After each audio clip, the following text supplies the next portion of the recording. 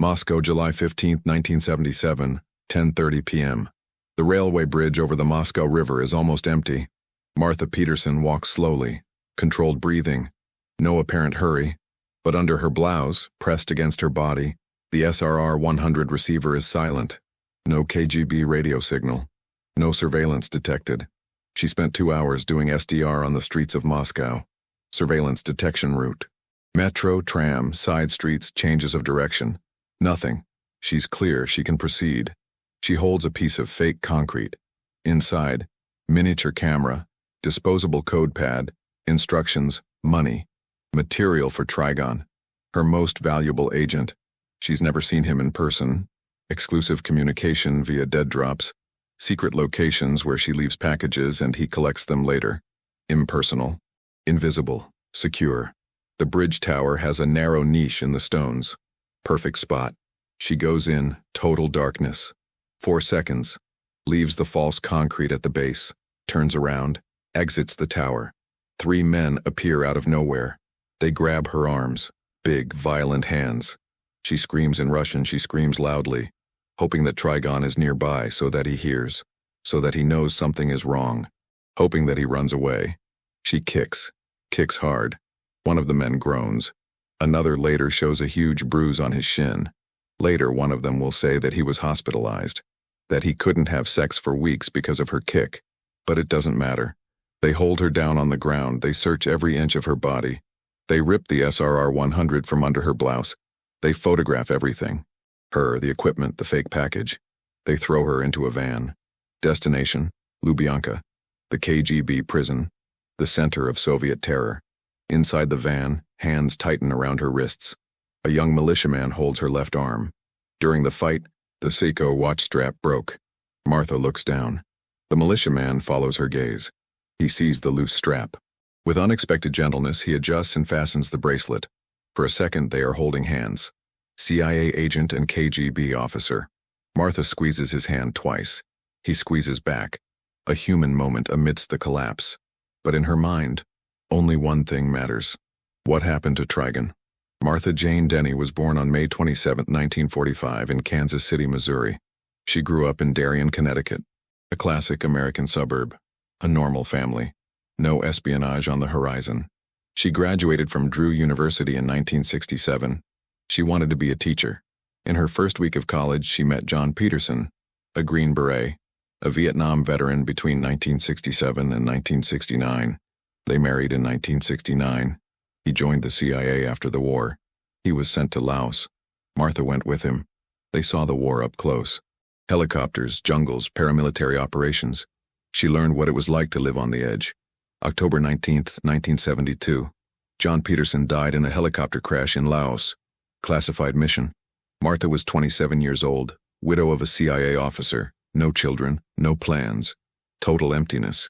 In July 1973, she applied to the CIA, not to honor her husband, not out of romantic patriotism, out of operational necessity. She knew the environment. She knew the rules. She knew the price. And the CIA was beginning to recruit women for real operations, not as secretaries, as field officers. The training lasted 9 months. Brutal, intense, clandestine photography, how to follow unseen, how to detect surveillance, how to handle extreme pressure, secret communications, codes, dead drops, SDR, disguises, counterintelligence techniques, stealth photography with miniaturized cameras while being followed by simulated surveillance. She passed it all. Then, 44 weeks of Russian, difficult language, Cyrillic alphabet, complex grammar, perfect accent. She mastered it. The CIA offered her positions in quieter locations. She refused. She wanted a real mission. A mission like the men's. Moscow, the lion's lair, the most dangerous place in the world for a CIA officer. Territory denied. Total surveillance. KGB on every corner. Institutionalized paranoia. But there was an advantage. The KGB didn't believe women could be spies. For them, espionage was men's work. Women were secretaries, translators, assistants. Never operational. This prejudice was Martha's secret weapon. She would be invisible. November 1975. The plane landed in Moscow. Snow on the runway. Biting cold. She fastened her camel-colored coat belt. She looked out the window. She thought, "Martha, what have you done?" It wasn't fear. It was awareness of the magnitude of what was to come. Her cover, administrative clerk in the consular department of the American Embassy. Visas, passports, bureaucratic paperwork. Nothing suspicious. 8 Soviet women worked in the same office. None of them suspected anything. She did her job perfectly. No slip-ups. But at night, on weekends, during lunch breaks, she would report to the CIA station in the same building. There I received instructions. Materials, routes, targets, missions. Immediately, she was assigned to the most sensitive operation at the Moscow station. Trigon, Alexander Dmitrievich Ogorodnik, officer of the Soviet Ministry of Foreign Affairs. Recruited in 1973 in Bogota, Colombia. Access to secret diplomatic cables. Soviet foreign policy plans. Material that went directly to the White House. Trigon returned to Moscow in October 1974. He requested one condition to continue spying: a suicide device. The CIA hesitated. High-level debate in Langley. Ethical dilemma. But they decided, yes. They gave him a Parker pen with a cyanide capsule hidden in the barrel. Ultimate protection in case he was captured. Martha was 30 years old. Little experience. The idea of the suicide pen horrified her, but she understood. It was like sending a soldier to war without bullets. Starting in February 1975, the monthly exchanges began. Dead drops, signal sites, messages via radio. She and Trigon never met. Only spies passing by at night. For almost 2 years it worked perfectly. Trigon photographed secret documents in his office. He hid rolls of film. He left them in pre-arranged locations. Martha collected them. She left new materials, miniature cameras, code pads, money, instructions, a flawless cycle, and she remained invisible. While all the male CIA officers in Moscow were followed 24 hours a day by the KGB, Martha moved freely. Her SRR-100 receiver never picked up surveillance transmissions. The men always listened. She never did. The KGB didn't consider her a threat, their fatal mistake, her perfect weapon. But in January 1977, something changed, and everything began to fall apart. January 1977. A CIA officer wades through the freshly fallen snow to the drop zone in the forest outside Moscow. He retrieves the Trigon package. Nothing. Empty. Perhaps the snow prevented him, the optimists at the station think. They wait a month. They try again. A hollow log containing communication equipment is left in the usual spot. It is never retrieved. The Moscow station is starting to worry. Is Trigon compromised? Has the KGB captured it? Or is it just paranoia? They don't know. They can't know. Moscow is denied territory. Reliable information is scarce. April 1977. Trigon reappears. Leaves a cache of film rolls as scheduled. The station celebrates temporary relief. But when the technicians analyze the material, something is wrong. Each spy has their own operational handwriting. The way they assemble the packages, how they photograph, how they organize. This cache doesn't look like Trigon's work. Sloppy, without the usual meticulous care. Analysts debate. Some believe he is under pressure.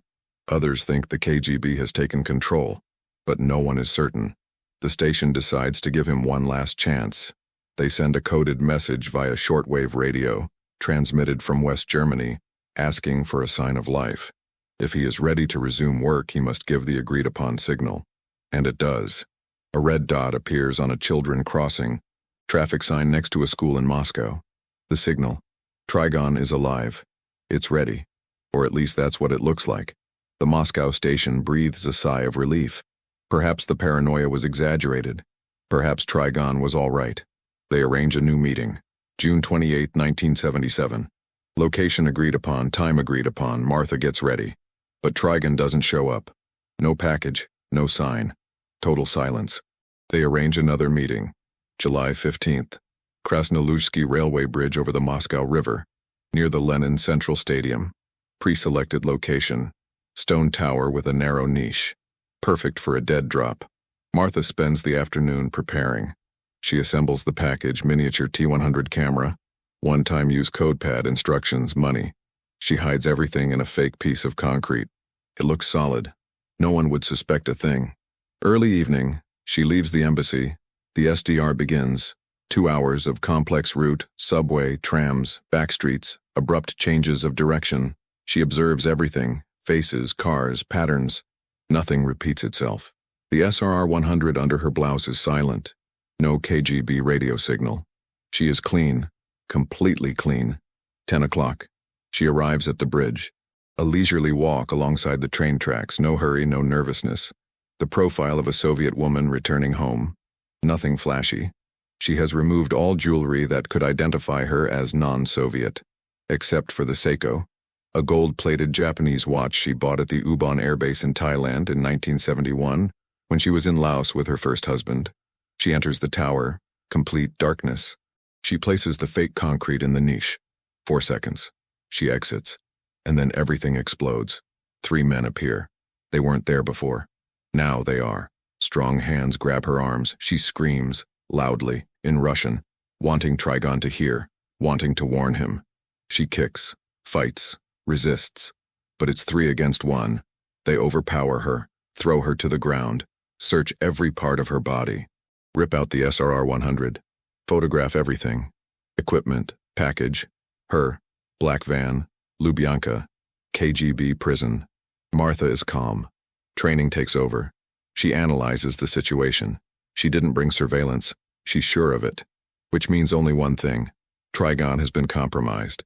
The operation was a trap. The KGB knew. They were waiting. But when? How? For how long? She doesn't know that 23 days ago, on June 22, 1977, Trigon died. June 22, 1977, 2 in the morning. Alexander Ogorodnik's apartment in Moscow. KGB officers burst in. He is sleeping. They wake him. They show him evidence. Photographs. Documents. They know. They know everything. Trigon was exposed by Karl Kocher, a Czech translator working for the CIA. But Kocher was a double agent, working for the Czech intelligence service. He had incidental access to information about Trigon since his recruitment in Bogota. He passed everything on to the Czechs, who then passed it on to the KGB. The KGB arrested Ogorodnik. They took him in for questioning. He denies everything. Hours of pressure. Finally, he breaks down. He says he'll write a full confession. He asks to use his own pen. The Parker pen is on the table. The interrogators agree. After all, he's already in jail. It's over. What difference does it make which pen he uses? Fatal error. Ogorodnik picks up the pen. He opens it as if to begin writing. He bites the barrel. The cyanide capsule breaks. He dies instantly. He falls to the ground in front of the KGB interrogators. They are shocked. They try to save him. Too late. Trigon died in his own way. A silent hero. The KGB is furious. They've lost the chance for a thorough interrogation. They've lost the chance to use Trigon in an operational game, to use him to expose other CIA agents. But they have an idea. Use the body. Or a double. Continue the operation as if Trigon were still alive. Lure other CIA officers. Catch them red-handed. Martha knows nothing of this. Neither does the CIA. Trigon died 3 weeks earlier, and nobody at the Moscow station knows. They continue operating as if he were still alive. They schedule the meeting for July 15th. Martha goes, and the KGB is waiting. Lubyanka. Interrogation room. Bright lights. Martha seated. Interrogators around her. Table in front. On the table, her equipment. The SRR-100. The fake concrete package. Driver's license. Purse. Cameras taking pictures. Future propaganda. They want her to sign a confession. She refuses. She repeats only one thing. I want to call the American embassy. She gives the phone number. Repeats it. Repeats it. Repeats it. Says nothing more. Hours pass. The interrogators realize she's not going to break, and she has diplomatic immunity. Vice consul. Official cover. They can't keep her. Reluctantly, they call Cliff Gross, counselor for consular affairs at the U.S. Embassy. Gross arrives. He verifies that Martha is unharmed. He negotiates. The KGB declares Martha Peterson persona non grata. She is immediately expelled from the Soviet Union. The next day, she is on a plane back to the United States. Martha leaves Moscow. But the story doesn't end there.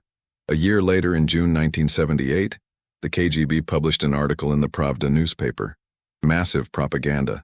They showed photos of Martha, of the equipment. They claimed that her Seiko watch had a recording device. A complete lie. Classic disinformation. The objective: to show that all Americans are spies, to reinforce the Soviet narrative, to create paranoia. The Seiko was just a watch. But the truth doesn't matter in propaganda. Martha remained with the CIA until 2003. 30 years of service. Classified missions. Operations that were never revealed. She carried the secret of the capture in Moscow, of the collapse of Trigon, of the weight of espionage. She remarried in 1978. Stephen Joseph Shogi, State Department official. They had 2 children, Tyler and Laura. For years, the children didn't know. Normal mother, doing laundry, buying groceries, cooking meals, no espionage. Only in her teens, in April 1997, did Martha reveal the truth. He took them to CIA headquarters. He showed them the wall of stars. Each star represents an officer killed in the line of duty. She touched a specific star, John Peterson's star. First husband, killed in Laos. A father they never knew, a secret she kept for years. Tyler and Laura were in shock. A spy mother, a mother who had been married before, a widowed mother, a mother captured in Moscow, all at the same time. Her entire life was classified. In 2012, Martha published The Widow Spy, a memoir, the first time telling the story personally, the first time breaking the silence. The book became part of exhibitions in 2 museums, the International Spy Museum in Washington, D.C., and the KGB Museum in Moscow. Her equipment is on display: SRR 100, bag, fake packages, artifacts of an invisible war. The CIA learned its lesson. Trigon was betrayed by a double agent within the agency itself. Karl Kuker continued working for the East while pretending to work for the West. The failure wasn't operational. It was counterintelligence, internal infiltration.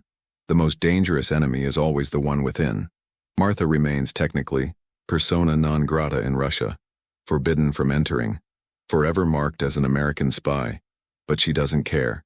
She did the job. She survived. And Trigon died a hero, in his own way, with the pen the CIA gave him. Final choice. Final control. Trigon produced volumes of secret documents between 1975 and 1977, diplomatic telegrams, Soviet foreign policy plans, negotiating positions of the Soviet government, before meetings with the U.S. ambassador in Washington.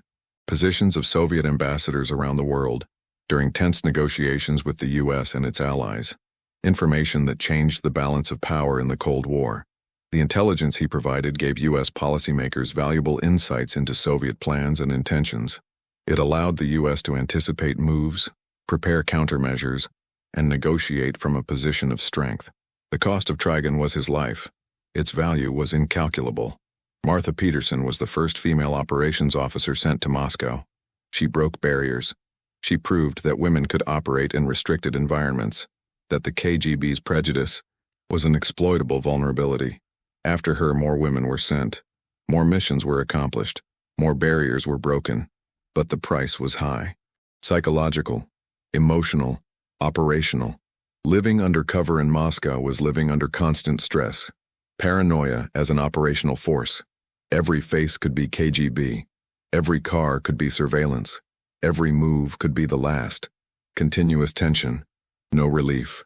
No pause. Martha carried secrets for decades. She lied to her children. He lied to colleagues. He lied to friends. All in the name of service. All in the name of national security. The cost of secrecy is loneliness, internal isolation, never being able to talk about what you really did, never being able to share the burden. Declassified documents over the years have revealed more details, but much remains hidden. Operations that Martha conducted after Moscow remain classified. Missions in other countries, other agents, other risks. She can't talk about them. Perhaps she never will. The modern impact is clear. Espionage continues. Russia and the U.S. are still playing the same game. Denied territory still exists. Total surveillance is still a reality. Dead drops have been replaced by digital technology. But the essence remains: risk, secrecy, betrayal. Women in intelligence are common now. But in 1975, Martha was an exception. A pioneer. She proved it was possible, but she also showed the cost. There's no glamour, no visible glory, just silent work, invisible danger, sacrifice without public recognition. The story of Trigon is remembered as one of the CIA's most successful operations during the Cold War, but also as one of the most tragic. A man who hated the Soviet system, who risked everything to pass information to the West, who died with cyanide in his mouth rather than betray others, an unsung hero for decades. Martha now lives in relative silence, retired, but the shadow of Moscow never disappears. The memory of the Krasnoluzhsky Bridge, of the three men emerging from the darkness, of the weight of the capture, of the certainty that Trigon was dead. Everything remains. Everything persists. Geopolitics has changed. The Soviet Union fell in 1991, but Russia remains. Vladimir Putin, former KGB agent, governs. The paranoia continues. The espionage continues. The game continues. Only the players change. The paradox of invisible service is simple. The better you do the job, the less people know. Operational success is absolute invisibility. But invisibility means anonymity. It means not receiving credit. It means carrying the burden alone. Martha Peterson carried it. Trigon carried it. Thousands of others carried it. Names erased. Anonymous stars on the CIA wall. Lives consumed in silence. Sacrifices without witnesses. The price of espionage isn't physical death. It's death in life. It's living as someone else. It's lying to everyone you love. It's not being able to tell the truth. It's absolute loneliness within a crowd. It's knowing that if you fail, people die. But if you succeed, no one will know. Martha survived, but part of her remained on that bridge in Moscow. Part of her died with Trigon. Part of her never returned. And the question remains, was it worth it? She never answers directly. She only says that she did what she had to do, that the work was necessary, that someone had to do it. Her silence is the answer. The invisible weight of the state rests on invisible shoulders, and the world keeps turning without ever knowing who kept it stable.